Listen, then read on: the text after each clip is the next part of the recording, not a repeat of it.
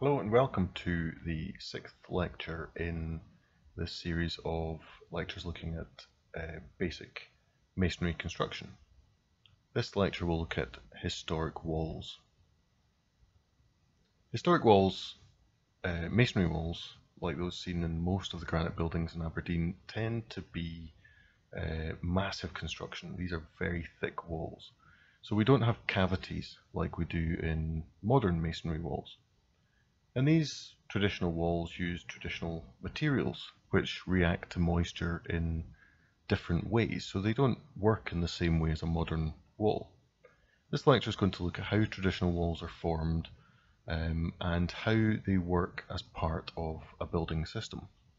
So if we look at a typical masonry rubble wall, say a tenement building in Aberdeen or similar, it might have a very thick wall, between 500 and 1000 millimeters thick.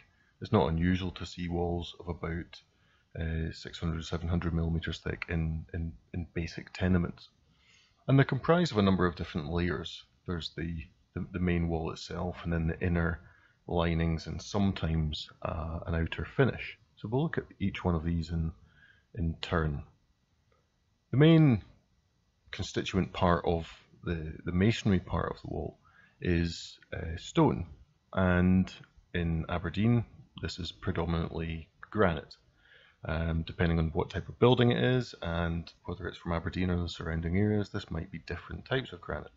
Elsewhere in Scotland and the British Isles we would use different stones, and that would be dependent on what stones were available in that local area. And surrounding these stones is a core of rubble and lime mortar. And lime mortar was traditionally used in buildings up to about 1925, still used today in the repair of traditional walls. We'll come on to talk about lime later on in the series. The rubble component of the wall is generally smaller stones, so offcuts from stones or chippings from stones mixed in with the lime mortar to pack out the centre of the wall.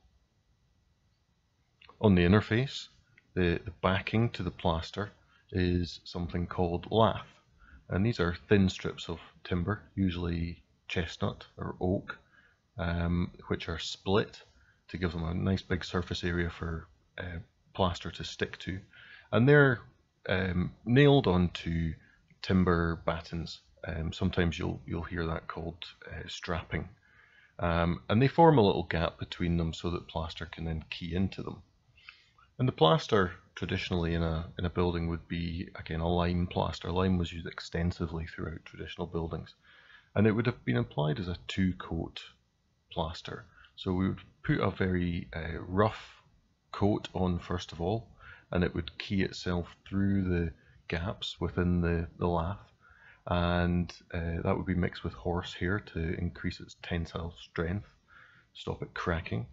And then as a finish we would make up a lime putty with a very fine sand, and that would be plastered onto the surface to give a very smooth surface. Externally, some buildings round about Aberdeen and some in Aberdeen would have been harled, and hurling's a term that's used, we tend to talk about render nowadays, but hurling's a traditional form of that. The word itself comes from hurling, or throwing a mix onto the wall, and this would be a rough textured lime and sand mixture that was then thrown onto the wall so that it was compacted onto the wall surface, and that was a decorative surface but also protective against the weather. And traditional walls tend to work as part of a system within a building, and there are a number of component parts that a building has to do, and we covered these in the last lecture series. If we look at them individually, ventilation is the first point, and within any traditional building there are lots of points where ventilation is taking place. The subfloor vents, if the building has a suspended floor, allows air to pass into the subfloor area, and that air is then allowed to pass up the back of the plaster and lath up into the loft space, and there's also air passing in at eaves level through the loft space and out. Internally, there are gaps around about windows, and windows open, but there's also chimneys. So there's quite a lot of air moving around within the building and out of the building. And this is not by accident. It's a traditional system where we're trying to remove moisture, and the more air that you have moving around a building, the more chance it can pick up water molecules or vapor molecules and carry it outside. So there's no possibility that timbers within the building can get moist. The next component part of the system is heat, and traditional buildings were occupied differently from modern buildings. They tended to be heated by coal fires, so there was radiant heat coming from the coal fire, but a lot of that heat was actually still escaping up the chimney, and that was taking air with it, which functions with the ventilation. There's heat loss through the fabric, through the roof, and through the windows, and the solid masonry walls acted as a thermal mass, so a lot of the heat from the building would pass into the walls and be stored there. So the longer the building was heated for, the more able the walls were to soak up the heat and to be able to pass some of that back. Because windows were relatively small in traditional buildings and the walls were very thick, sorry, that's my phone going off in the background, the walls were very thick, there was limited possibility for solar gain. So we're not going to gain a lot of heat through the action of the sun. Moisture is one of the areas where the building fabric functions quite efficiently with a traditional building. Because of the materials used and because of the lime used within walls, which is quite absorbent, walls were able to function as reservoirs or sponges for moisture.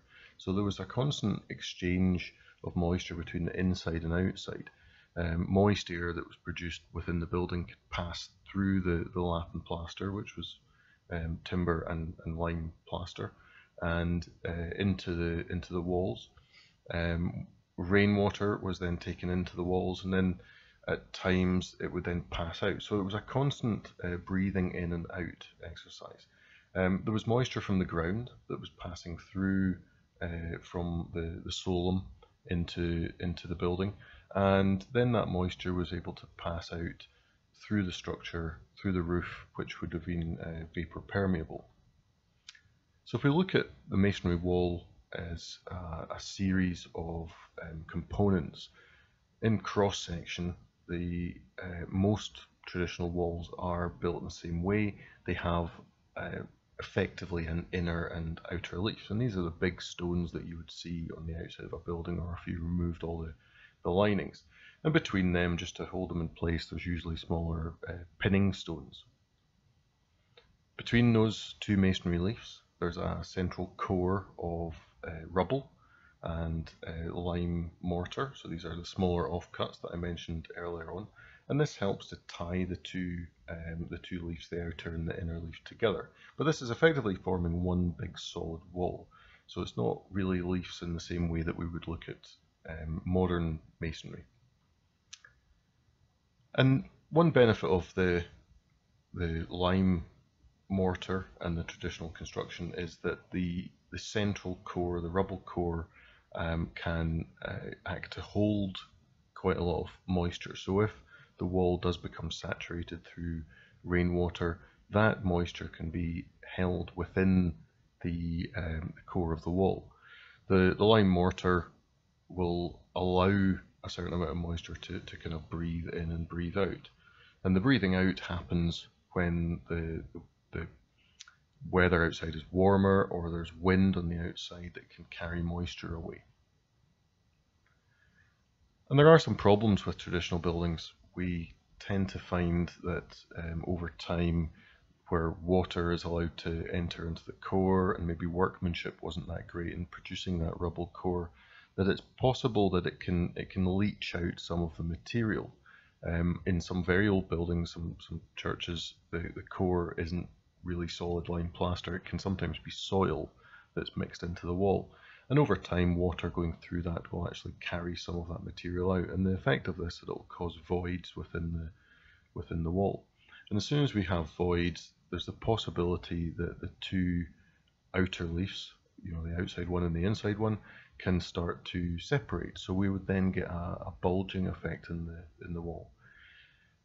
If there is a significant amount of water passing through the wall, and there's a lot of voids to do that, it could possibly reach the joist ends. Now, traditional floors were sometimes just built into the wall with the joist resting on a layer of stones, and then it would be mortared in. Not the most efficient thing to kind of embed a piece of timber into a wall, but I mean, a lot of buildings have lasted thus far, but if water gets to that point, then it can cause these timbers to rot. And when we look at a traditional building, we kind of judge the outside of it based on its appearance, and a lot of that's to do with the stonework, how fine the stonework is.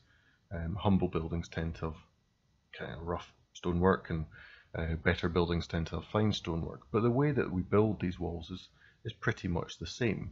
We're still dealing with an inner leaf and an outer leaf. It just so happens that the outer leaf is a little bit better quality. So in conclusion, traditional masonry walls are normally a simple mass construction formed by creating two interlocking leaves with a rubble core between them. The walls of traditional buildings employ materials which are absorbent, that's the lime, and breathable, and this participates in the overall ventilation, heating and moisture control of the wall. Aspects which you take from this lecture are that traditional walls have a rubble core, usually of lime mortar and smaller stones, that problems can occur when voids are formed within the core or when moisture is allowed to reach timbers, and that the appearance of the wall can be varied depending on the quality of the stone. So thank you very much for listening, and as always, if you have any questions, please approach me and I'll do my best to help you. Okay, thanks, bye.